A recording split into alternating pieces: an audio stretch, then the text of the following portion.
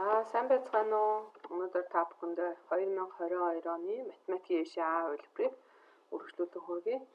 За өнөөдөр 33 дугаар дасгал сонгох тестээс 36 дугаар сонгох тестээр 3 оны бодлогууд дээр нэмхэн зардгаа даалгаврын 2-1-ийг хүргье бичлэгээ. За 33 дугаар бодлого маань координатын ихтэй төвдөө бөгөөд 2x дээр нэмхэн язгуур 5-ыг хасах нь 2 язгуур дээр 5 тэнцүү тэг гэсэн шулууны шүрэг тойргийн тэгшдэг бичээрэй гэж. За тэгэхээр тойргийн тэгштгэл маань бол энд харагдсан нь бол эхлээд x-ээс асах нь a буюу нэг тойргийн төвийн x координат нэмэх нь хаалтаа нэлээ y-ээс асах нь b буюу тойргийн төвийн y координат байдаг.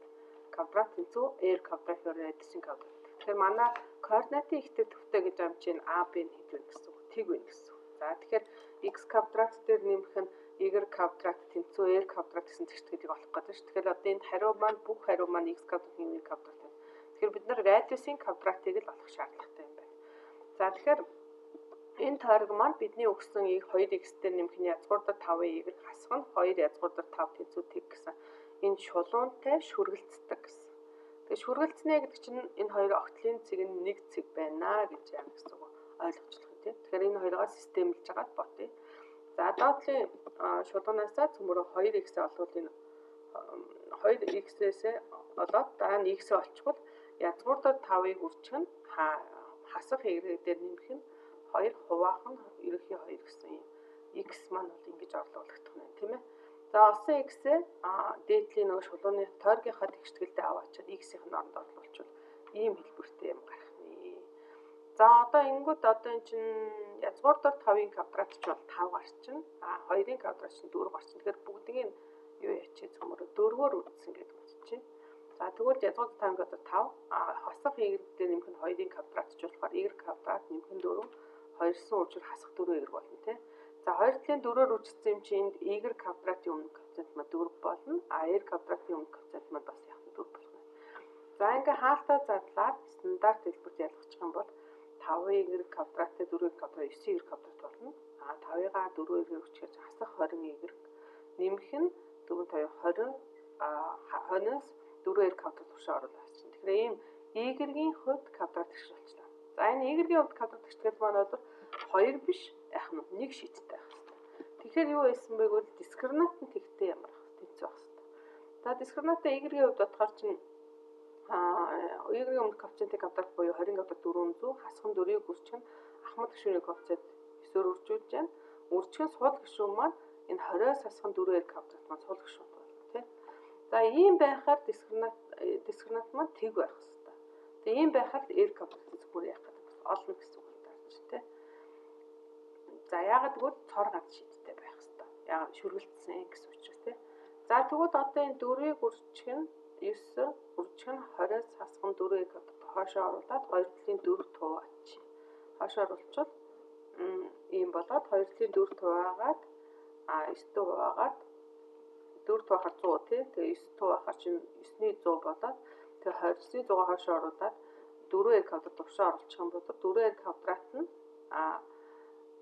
юу бол тарах нь 180-аас хасах нь 100 буюу 9-ний 80 болох юм. Тэгээ 4 туу очвол r квадрат маань эндээс 9-ний 20 болчих чинь. Тэгэхээр бидний зорилго бол юу гэх юм бол r квадратыг олоорой гэсэн юм байна тий. Тэгэхээр чинь x квадрат нэмээ r квадрат нь r квадратын хооронд 9-ний 20 буюу манай зөв хариу маань а хариу байх нэ.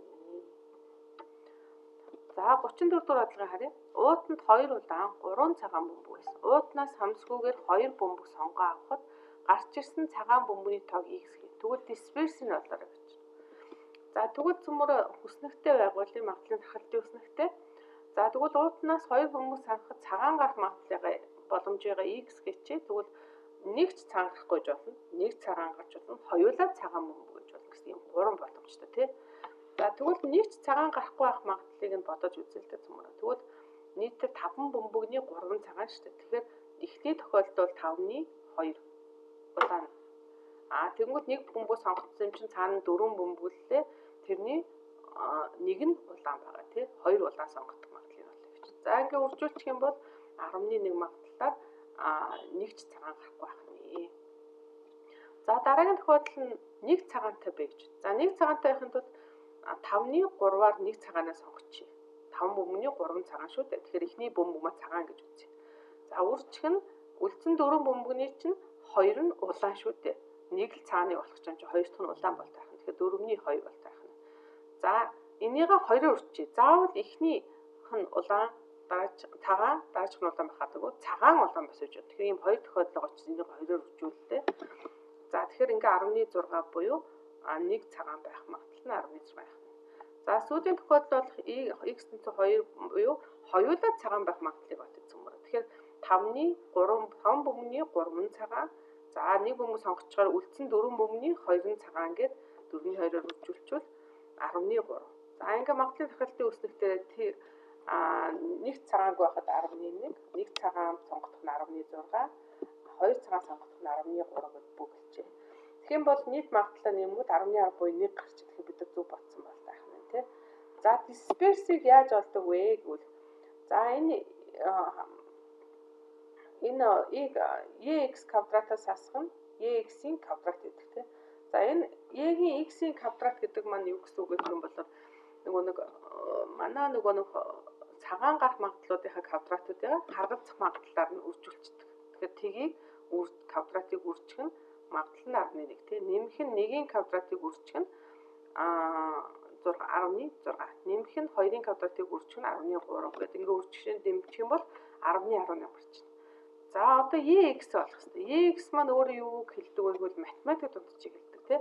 За математик дундчийг олохдоо харгалзах утгуудаа харгалзах магадлалаар нь үржүүлээ хооронд нэмдэг. Тэгэхээр тгийг 11-ээр үржүүлээд нэмэх нь 1-ийг 16-аар үржүүлээд нэмэх нь 2-ыг 13-аар үржүүлээд нэмэхээр 10-12 болчихно. За ингээд дисперс олъё. EX-ийн квадрат маань болохоор 10-18 болсон тий. Хасах нь математик дундч маань 10-12-аад квадрат дэвшүүлээ. За тэгэх юм бол 100-ны 144 болчихно тий. Тэгэхээр уртлынхаа квадратуудын нийлбэрийгээ болоор яах нь 100-ны 180 болгочингууд энэ маань 100-ны 36 буюу за энийгээ 4 тураачвал 25-ны 9 буюу манай хариу дисперс маань B хариу гарна. За одоо 35 дахь бодлого харъя. За 35 дахь нь ABCD параллел ABCO гэсэн параллел граф байсан байна. Энэний BC тал дээр нь EC-ийг EB нь 2, EC нь 3 харьцаатай ингээ хуваагдахаар ийм харьцаатай хуваагдсан байна. За тэгвэл ОЦ дигналаа EO хүрчимтэй огтлцох цэгийг нь M гэж тэмдэглэвэл AO-го яах нь вектор A вектор OC-гээ C вектор гэж үзвэл OM векторыг болоорой гэсэн бодлого байна тий. За тэгвэл OM вектор маань OS M вектор маань за бидний олох гэдэг маань энэ ягаан вектор шүү дээ. OM вектор маань ямар хоёр векторын нийлбэр вэ гэвэл OC вектор дээр CM вектор энэ улаан векторын нэмсний тэнцүү байна. Тэгэхээр OM вектор маань бор OC вектор дээр CM улаан векторын нэмсний тэнцүү. За бор OC вектор маань цаанаасаа C жижиг C векторыг өгсөн байгаа тийм. Тэгвэл одоо энэ CM вектор буюу жижиг улаан векторыг одоо яаж олох вэ гэсэн асуулт гарч эхэлж байна тийм ээ. За тэхийн тул зөмөр нэг юм харъя. За бидний нөгөө нэг өгсөн нөхцөл дотор бол 2-ыг харьцсан 3-ыг зарцуулаад EC маань бол хуваасан гэдэг байна. Тэгэхээр EB-гээ 2x, EC-гээ 3x урттай гэж үзье. Тэгвэл энэ чинь нөгөө параллел граф чинь энэ маань нийтдээ 5x урттай. Маань 5x урттай таах нь тийм энэ хоёр маань тэнцүү авах учраас. За дахиад дээрэс нь бас юу яах вэ гэвэл энэ параллел граф учраас энэ A, B, C чинь параллел учраас параллел шулуунуудыг 3 дахь шулуунаар огтлоход солиусан өнцөг тэнцүү. Тэгэхээр энэ A оройдох энэ өнцөг, C оройдох энэ хөхөөр тэнцвэрсэн энэ хоёр өнцөг тэнцүү. Дээрэс нь энэ M зэг дээр огтлж байгаа босон өнцгүүд хоорондоо тэнцүү. Тэгээд дахиад энэ A дээр бас нөгөө солиусан өнцгүүд тэнцүүгээд яг 3 өнцөг нь тэнцүү байна гэдэг чинь энэ хоёр гурвал чинь төсөөтэй гэсэн. Ямар хоёр гурвалж игэл O, A, M, C, E гэсэн энэ гурвалж маань төсөөтэй гурвалж байна. За тэгвэл төсөөгийн маань энэ нөгөө хоёр суурь нь гурвалжны маань EC суурь маань 3x, AO суурь маань 5x юм чинь төсөөгийн коэффициент маань бол 5-ыг харьцан 3 харьцаатай байх нь шүү дээ. За тэгвэл одоо цөмөрөө AM-ийг 5-ыг эрг үүсчихье. 5-ыг эрг. Тэгвэл энэ AM-тэй чинь нөгөө төсөөтэй гурвалжны маань EMC буюу нөгөө жижиг улаан вектор маань төсөөтэй шүү дээ. Тэгэхээр энэ маань 3y хүртэл болтаа гэсэн төсөөгийн харилцаа давтагдах учраас. Эндээс харангууд нөгөө нэг жижиг улаан CM вектор маань нийт AC векторыгаа одоо нийт AC векторыгаа 8 хуваасны 3 нь бол таарч байна. Одоо яг тэгвэл AM нь 5, MC маань 3 юм чи нийлээд 5 8y болно шүү. 8y-ийн 3y байна. Тэгэхээр CA векторын маань 8 хуваасны 3 харьцаатай хуваад байна. CM. Тэгвэл эндээс CA вектор маань юу вэ гэсэн асуудаг чинь C дээр эхлэлтэй A дээр төгсөлтэй вектор маань юу вэ гэсэн асуудаг. Тэгэхээр энэ маань бол AC векторын ялгуур байна. За тэгэхээр C дээр эхлээд A дээр төгсөж байгаа чинь хасагдагч руугаа төгсгөлтэй байдаг тийм. Тэгэхээр юу гэсэн үг вэ?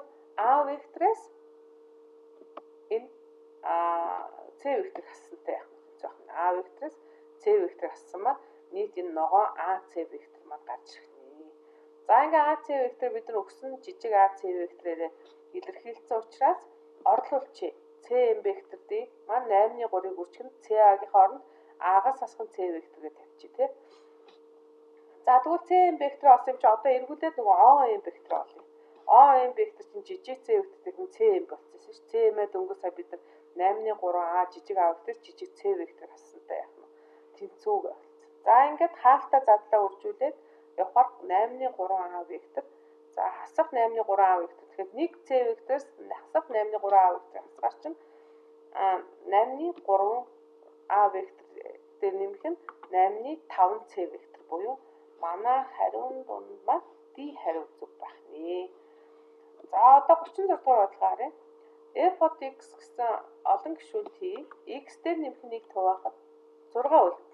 За тэгэхээр эндээс юу гэж хэлж болох вэ гэвэл P от x олон гишүүнт маань x дээр нэмэх нэг гэдэг олон гишүүнтэд хуваахад ямар нэгэн Q от x оногдсон байгаад нэмэх нь үлдэгдэл нь 6 гэж ингэж бичиж болох. За цаашаа уншия. За мөн x квадратаас хасах нь x нэмэх нь нэг хуваахад ийм үлдсэн чинь. За тэгвэл энийгээ бас дахиад зөмөрөө бичье. Тэгэхээр P от x маань x квадратаас хасах нь x нэмэх нь нэг хуваахад за бас дахиад өөр нэг K от x оногдоод үлдэгдэл нь хасах 2x нэг гарсан байж болох нэ. За тэгвэл цаашаа уншия. F от x олон гишүүнтийг x дээр нэмэх нь нэг x квадратаас хасах нь x нэмэх нь олон гишүүнт хуваах гарах үлдэгдлийг олгож байна. Тэгэхээр P от x-ээ дахиад x дээр нэмэх нь нэг үржих нь x квадратаар хасах нь x нэмэх нь нэг хуваасан чинь дахиад өөр L от x оногдноо та. За тэр оногдсноод L от x үлдсэн гэж зураг. Тэгээ бидний зорилго бол энэ L от x-ийг олох гэдэг гэсэн юм уу нэг. За тэгвэл одоо энэ хамгийн ихний өгсөн нөхцлөөр үзье л да. X дээр нэмэх нь нэг хуваахад 6 үлднэ гэдэг нь өгсвөл x-ийн оронд хасахыг тавьчих л да. X-ийн оронд хасахыг тавьчих. Тэгэхээр энэ хаалтман тэр чигээр тэг болчихно зү. Тэгэхээр энэ тэг болно гэдэг чинь ерөөсөө 6-тай тэнцвэлцэх гэсэн. Тэгэхээр x-ийн оронд хасах нэгийг тавихад буюу P от хасах нэг нь 6-тай яах нь тэнцвэр болчихж байна.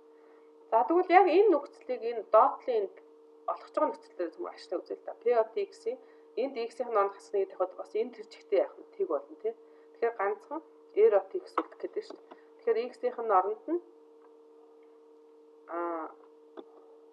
x-ийн оронд нь хасах нэгийг тавьчих 3 дахь юм дээр нөхцөлтэй тий. Тэгвэл энэ үржүүр маань тэр чигтэй 0 болчихно. За тэнгууд R от x мань хасах нэг тавьчих шүү. Тэгэхээр P от хасах нэг нь R от хасах нэгтэй тэнцүү буюу 6 гарч гэсэн үг байна. За одоо тэгвэл хариун дундаасаа энэ хариуч нь одоо манай үлдэгдлүүд гэсэн үг шүү дээ. Үлдэгдлүүд. X-ийн оронд хасах нэгийг тавихад 6 гардаг тоо нь харъя л да. За хариу x-ийн квадратын оронд хасах нэгийг тавилаа нэмэх нэг. Хасах 2-ыг хасах гэж нэмэх 2. За тэгэхээр 1 дээр 2-ыг нэмэхээр 3, 3 дээр 1-ийг 4. Тэгэхээр энэ маань 4 гарч байна. 6 гарахгүй. Тэгэхээр манай А хариу бол манай хариу биш. За одоо D хариу үзье. X-ийн оронд хасах нэгийг тавья л да. Тэгэхээр хасах нэгийн квадрат нэмэх 1, нэмэх 1-ээс хасах нэгийг хасгаад тэг болоод 6 гарч ийн үү те? 6 гараад ийн үү те? Аагүй шүү. 1-ээс 1-ийг хасаад тэг болоод 6 гарч ийн те? 6 гарч ийн. Энэ алдаатай ихсэн юм шүү те. За одоо B-г одлоо. X-ийн оронд хасах нэгийг давхар хасгаар 2-ыг хасах нэгийг давхар чинь нэмэх 12 дээр 6 нөхөр 18 гэдэг энэ B бол бүр манай нөгөө нэг юунасаа холтоод явчих чинь тий. Харин C маань болохоор чинь 1 дээр 3-ыг нэмээд 2-ыг 6 гарч байна. За энэ байж болох юм байна. B C байж болох юм байна. За одоо яг үзье. X квадратын өмнө хасах давхар чинь хасах нэг болно. Нэмэх нь 1 гэхээр бас хураагдаад E. Тэгэхээр B, C, D, E гэсэн энэ гурван хариу байх магадaltaй бол таарч байна тий зөвмөнгөнд. За цаашаа бодъё. За тэгвэл одоо R of X маань ер нь бол юу гэж ойлгох вэ гэх юм бол куб олон гишүүнд хуваагдж байгаа юм чинь өөрөө бол квадрат эсвэл шугам эсвэл сул гишүүн агуулсан юм тоо байж магадгүй. За тэгвэл квадрат байна гэж үзэнгүүт энд нэг юм нөхцөл байгаа байхгүй юу?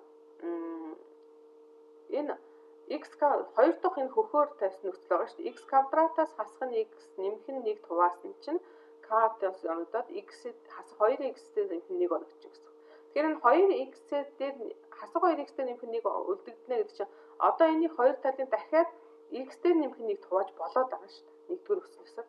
Тэгэхээр k-ийн x дээр нэмэх нь 1 хуваагдсан байж магадгүй. Тэгвэл энэ үлдэгдэл маань өөрөө бас яах нь x дээр нэмэх нь 1 яах гэсэн үг бас хуваагдана гэсэн үг таарч.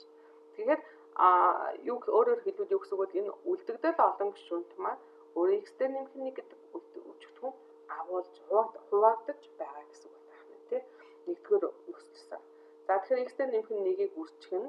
За мэдээж хэрэг үлдэгдэл олон гишүүнт маань квадрат ба түүнээс бага олон гишүүнт байх юм чинь x дээр нэмэх нь 1 хуваахад ямар нэгэн шугам олон гишүүнт хамгийн ихтэй эсвэл сул гишүүн оногдоод 6 үлдсэн байх таар шүү дээ. Яг тэгвэл үлдэгдэл нь 6 гарна гэдэг чинь x дээр нэмэх нь 1 хуваахад. За тэгвэл r of x-ийг x дээр нэмэх нь 1 хуваахад x дээр нэмэх нь b гэдэг мэддэхгүй юм олон шугам олон гишүүн оногдоод 6 гарсан гээ гэж үзэж байна. За тэгвэл хаалтаа задлаад үржүүлэнгүүт юу болох вэ? Ax квадрат дээр нэмэх нь x-ийн хүчин a дээр нэмэх нь b, нэмэх нь b дээр нэмэх нь 6 гэсэн сул гишүүнтэй ийм хэлбэртэй гэдэг үзээ r of x болно гишүүнтэй. За одоо тэгсэн чинь энэ нөгөө энэ үлдэгдэл олон гишүүнт маань энэ x дээр нэмэх нь x-с квадратаас хасах нь x нэмэх нь 1 гэдэг бас олон гишүүнтэй яах вэ? Хуваагддаг бол таарч. Яг гэвэл энэ сул гишүүн хоёр дахь нөхцөл төстэй. Тэгэхээр эндээс харж үзэнгүүт энэ a-га ялгачих л да цөмөрөө. A гэдэг хамт гишүүний коэффициент энэ a нь энд байсан гэж үзээд энэ үлдэгдэл r of x-ийг x квадратаас хасах нь x нэмэх нь 1 хуваасан чинь a оногдоод энтэй адилхан байх ёстой биш. 2x-ээс хасах 2x-тэй нэмэх нь 1 үлдэгдэл байх ёстой гэж үзнэ. За дахиад тайлбарлая. Одоо энэ олон гишүүнд үлдэгдэл олон гишүүнд r of x маань дээр хоёр нөхцлөөр бол нэгдүгээрт нь x дээр нэмэх нь 1 хуваагдах ёстой. Тэгвэл 6 үлдэх ёстой.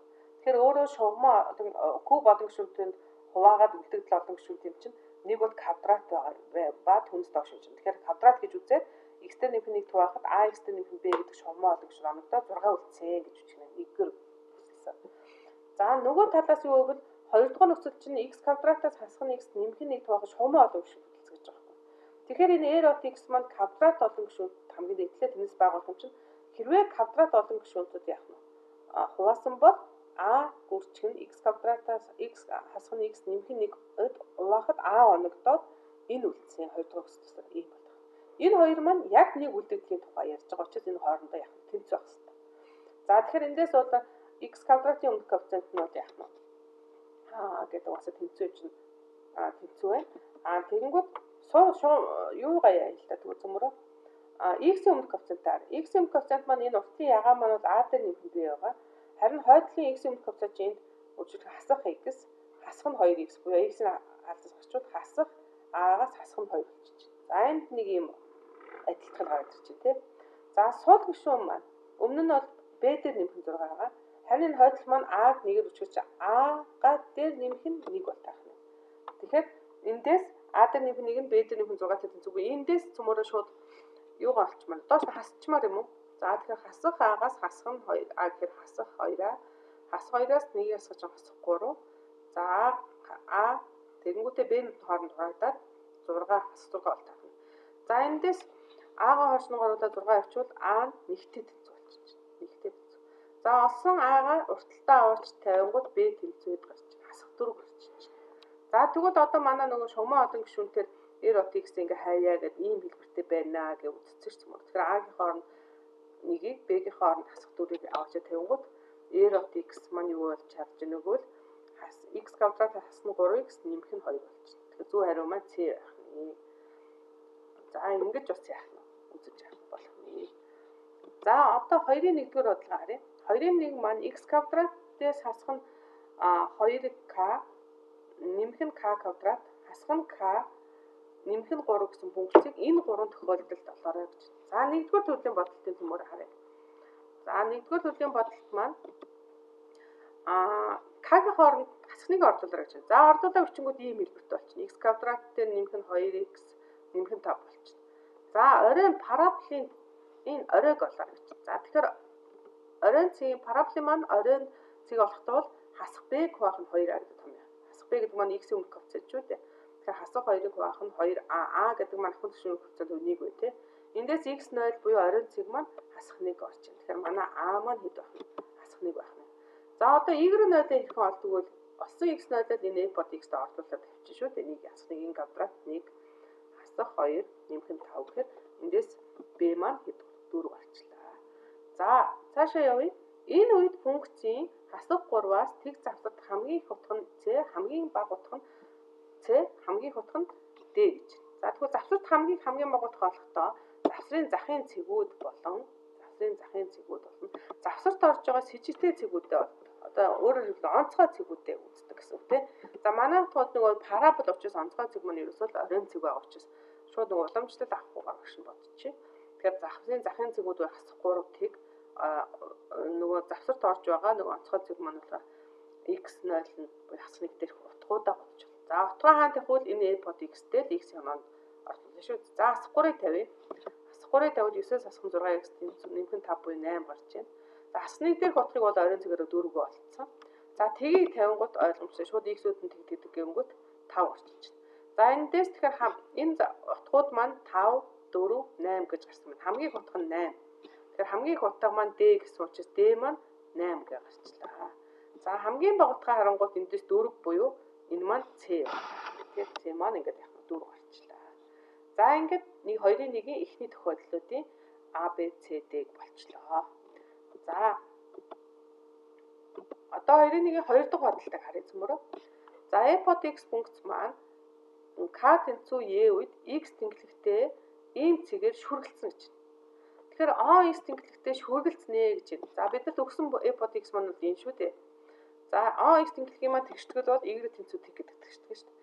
Энэ хоёр хоорондоо огтлцохдоо шүргэлцэн гэж байна. Шүргэлцнэ гэдэг чинь y-ийн хооронд нь тэнцүүл, y-ийн хооронд тэнцүүжүүл энэ квадрат тэгштгэл маань x тэнглэгтэй нэг цэгээр шүргэлцгийн тулд дискриминант нь тэгтэй тэнцүү байна. За тэгвэл дискриминантаа бодоход x квадратын x-ийн өмнөх коэффициент маань 2k юм чинь 2k-гийн квадратаас хасах нь 4-ийг үржих нь ахмад гишүүний коэффициент x квадратын өмнөх нь 1. Үржих нь сул гишүүн. Сул гишүүн маань энэ k квадратаас хасах нь k нэмэх нь 3 шүү дээ. Энэ нь тэг байх ёстой бол таа. За одоо цөмөрөө одоо энэ квадрат гишүүний дискриминантаа бодох гэсэн чинь k-гаас хамаарсан квадрат гишүүн болчихлоо. За хаалтаа задлаад эмэгтгээд янзлангууд юу болсон бэ? K квадратууд нь хураагдаад 4k-гаас хасах нь 12 тэг буюу эндээс k нь хэдгээ гарч 3 гарчлаа. За тэгэхээр e маань 3 байх нэ. E маань 3 байх нэ. За одоо тэгвэл ямар цэгээр шүргэлцэх вэ гэвэл одоо k-гийнхаа оронд цөмөрөө яах нь 3 авчид тавьлуулчих. Тэгвэл манай өгсөн функц маань бол ямар хэлэх вэ? y тэнцүү x квадрат хасах 6x нэмэх нь 6 гэсэн хэлбэртэй яах нь болчихжээ тийм ээ. За эндээс x0-оо орлуулангууд ойлгомжтой нэг оройн цэгээрээ шүргэлцэх учраас хасах b хуваах нь 2a гэдэг томьёогоор бол 6 хуваах нь 2 буюу 3 гэдэг цэгээр хөтлөх. Тэгэхээр f нь эндээс 3 байх нэ. За ингээ 2-ын 2 маань болчихлоо. 2-ын 1-ийн 2 маань болчлаа. За одоо 3 дугаар тохиолдлыг бодъё. a под x функц нь x тэнглэхийн дагуу 3 нэгжээр y тэнглэхийн дагуу g нэгжээр. За эхлээд a под x-ийг шилжүүлэхэд y тэнцүү x квадратаас хасах нь 4x нэмэх нь 3 функц гарсан гэж. Тэгэхээр x квадратаас хасах нь 4x нэмэх нь 3 функцээс бүтэн квадрат ялгчвал x квадрат хасах нь 2, хаалтаалаг квадрат хасах нь 1 болчих. Энэ хоёр тэнцүү тийм бүтэн квадрат ялгцсан. За тэгвэл одоо хамгийн сүүлд нь y тэнглэхийн дагуу g нэгжээр зөөсөн гэж байгаа. Тэгэхээр энэ ч нөгөө g нэгжээр гараад зөөсөн 4 маань шүү дээ. За тэгэхээр энэ маань g нэгжийг нэмсэн бол таах нь. Тэгэхээр эсрэгээр нь цөмөрөө энэс g нэгжийг хасаад өгч байгаа юм даа. За дараа нь тэрний өмнөх үйлний үсгэл x тэнглэхийн дагуу 100 тийш 3 нэгжээр зөөсөн. 100 тийш гэдэг нь хасах тал руу 3 нэгжээр зөөсөн гэсэн. Тэгэхээр нөгөө нэг энэ маань бүтэн квадрат ялгарсан байгаа учраас яах вэ гэвэл x-ийн дагуу явахдаа эсрэг тэмдгээр нөлөөлдөг тийм. X-ээс хасах нь хасах 3, нэмэх нь 3 гэсэн байл. Шилжсэн бол тааж. Тэгэхээр бид нар одоо буцаахын тулд нэмжсэн юм чи эсрэггээр нь яах нь хасаад өгч. Тэгвэл бүтэн квадратын гадна талд хасч чинь, дотор талд хасч тий. За тэгвэл энийг эмхэгдэхчвэл манай f под x функц маань юу болов? Хасах x-ээс хасна 5-ын квадратаас хасах нь 1, хасах нь g гэдэг функц байх нэ. Энэ маань бол манай анхны энэ f под x функц маань гэсэн үг бол таах нь шүү дээ. За тэгээд энийгээ бүтэн квадрат олон гишүүнтэй задлаа тэгэнгүүт ийм хэлбэртэй. Энэ маань бидний анхны өгсөн энэ x квадрат 2k x нэмэх нь k квадрат хасах нь k нэмэх нь 3 та тэнцүү гэсэн үг. Тэгэхээр эндээс x квадрат нь тэнцүү. А эндээс x маань өмнөх коэффициент маань 10 байхад энд 2k байна шүү дээ. Тэгэхээр эндээс k тэнцүү гэдэг 5 гэж болчихно. За тэгэхээр манай хариу e маань 5 дахтай ах нь. H маань яг нь 5 гарна тий. За тэгэнгүүт сул гишүүн үзье л да. Манай эхнийх маань 24-өөс хасах нь g байсан бол одоо энэний маань сул гишүүн 2 k квадратаас хасах нь k нэмэх нь 3. Гэтэл k маань 5 гэж олсон юм чинь ордуулчингууд 5-ын квадратаас хасах нь 5 нэмэх нь 3 бол таарч тий. За ингээ үзэнгүүт g маань хэд гарч чинь? 1 гарч чинь. За ингээд манай өнөөдрийн 2-ын 1-р бодлогомоор ингээд дуслаа. Дараагийн удаа цөмөрөө яг нь 2 2 3 4 яг нь өргөжлүүлээ бодноо.